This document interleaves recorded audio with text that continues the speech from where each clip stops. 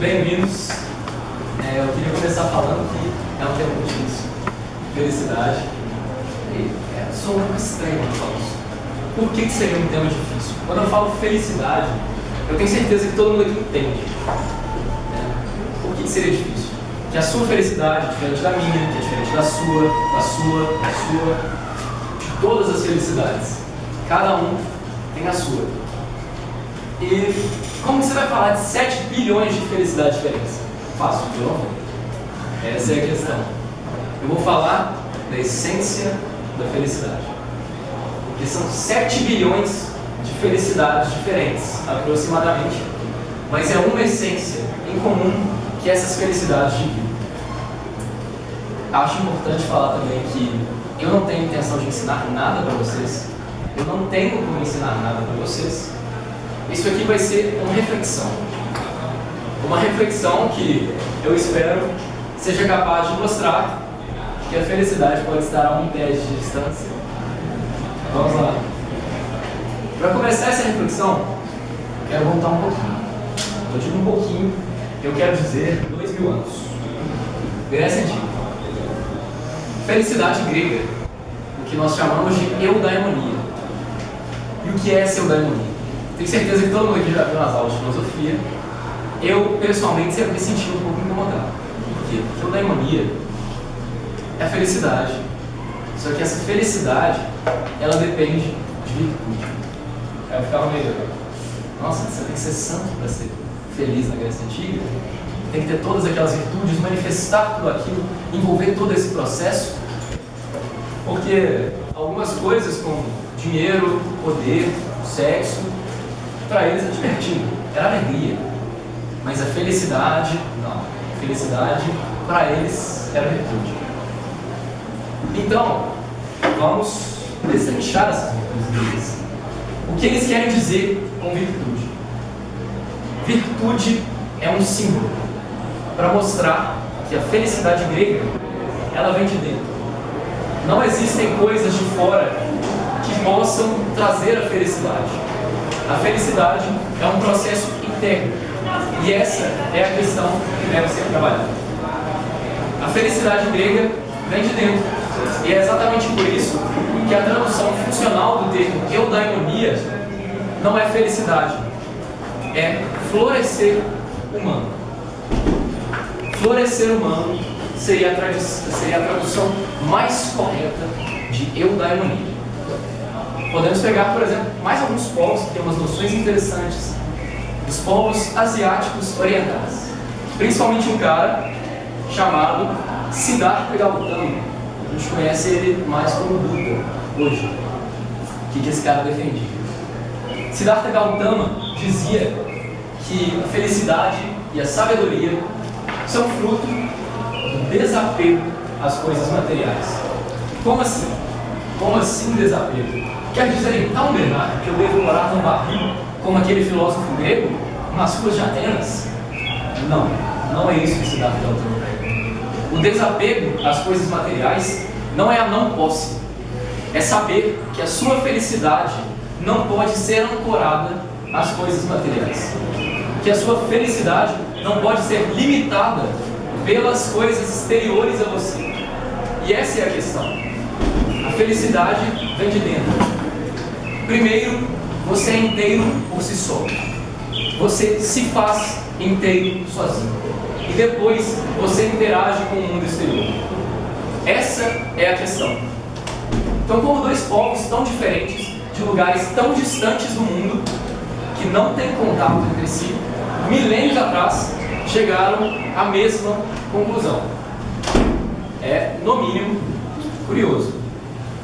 Esses dois povos chegaram à conclusão de que a felicidade é algo interno. Ela sai daqui. Você é o ponto de partida da felicidade. Tudo bem. Eu sou de humanas, então para mim o cálculo é difícil. Mas eu acredito que quando se tem 7 bilhões de pessoas diferentes, pelo menos uma quantia considerável deveria ser feliz. Assim. E não estaremos todos nós constantemente à procura da felicidade.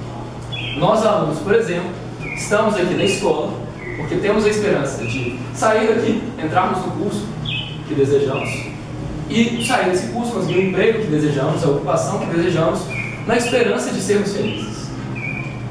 Mas por que então na nossa sociedade essa felicidade não está dando certo? Se depende só do interior. Se a felicidade está dentro da gente, bom, no meu caso, eu não sou grande assim. Se está dentro de mim, a felicidade eventualmente me encontraria. E eventualmente todo mundo encontraria. Mas não é assim. Por quê? Porque hoje em dia está tudo meio rápido. Como que está funcionando? A gente quer que a semana passe para chegar ao final de semana, que a sexta passe para chegar ao rolê da noite, que a escola passe para chegar à faculdade, a faculdade passe para chegar ao emprego, emprego passe para chegar ao dinheiro. É isso que nós queremos. Passa, passa, passa, passa, passa, passa, passa, passa, passa tudo. E o que é a felicidade nesse nosso cenário? Felicidade nesse cenário é a quebra. Quando de repente você não quer que passe. Você quer que aquele momento dure mais um pouquinho. Essa é a felicidade. E não dá muito certo quando aquele momento que você quer que dure mais um pouquinho, dura mais um pouquinho. Você não pode pegar esse momento e tentar esticar ele. Vocês querem uma prova disso? É em torno de 50% dos casamentos atualmente terminam em divórcio. Por que isso acontece? Porque essas pessoas tiveram um momento que elas queriam que durasse mais um pouco. E elas tentaram esticar isso. E aí a felicidade vai virando tolerância, tolerância vai virando indiferença. E essa indiferença pode virar frieza, raiva, remorso, como acontece em tantos relacionamentos. Como já dizia o nosso querido Vinícius de Moraes, que não seja imortal, posto que é chama, mas que seja infinito enquanto dura. E essa é a felicidade. Se você tenta torná-la imortal, não dá certo. Se você tenta estender a felicidade, estender a chama, ela se apaga e ela te queima primeiro. É isso que acontece com a felicidade. Isso pode ser visto também no comentário do assessor da Unesco, o professor Clóvis de Barros Filho. No caso dele, ele fala de pamonha. Mas eu gosto mais de churros. Então vamos falar de churros. Bom, imagina que você está com muita fome. Você está naquele estado de fome em que o seu estômago se rebelou, declarou independência e já está atacando o seu fígado e segurando o rim de refém, para ele ter alguma coisa para comer, caso ele precise. Você vê aquela barraquinha de churros, aquela barraquinha linda. A barraquinha vai, brilha, assim, cena para você, dá aquela piscadinha, e ela fala, vem, você vai na barraquinha de churros. E você compra aquele primeiro churros.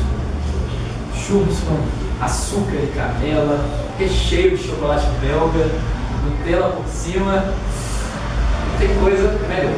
E aí você come aquele churros e o que você consegue? Felicidade.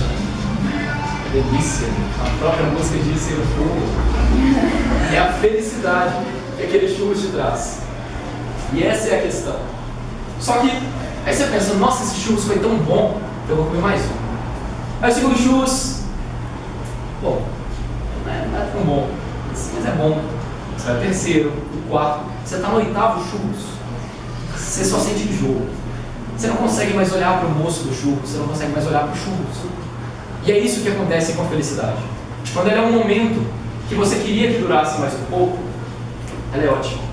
Quando você pega esse momento e vai esticando, essa felicidade acaba te prejudicando.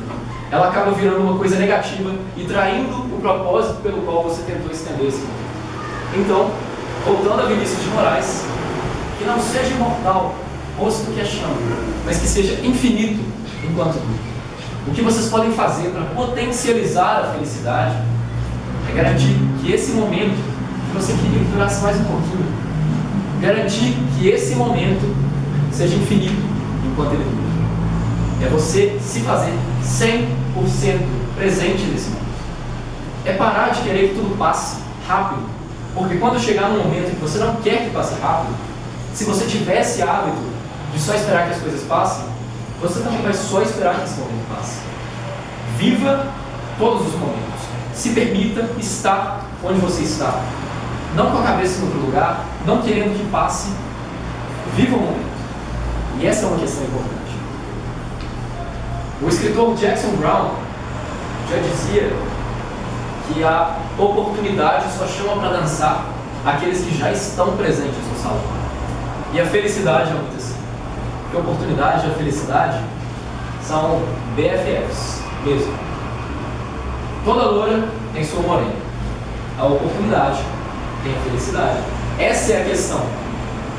E a felicidade também só chama para dançar aqueles que se fazem presentes no salão. Então sim, eu apresento isso como um contraponto aos gregos e aos asiáticos antigos. Por quê? Porque felicidade vem só de dentro?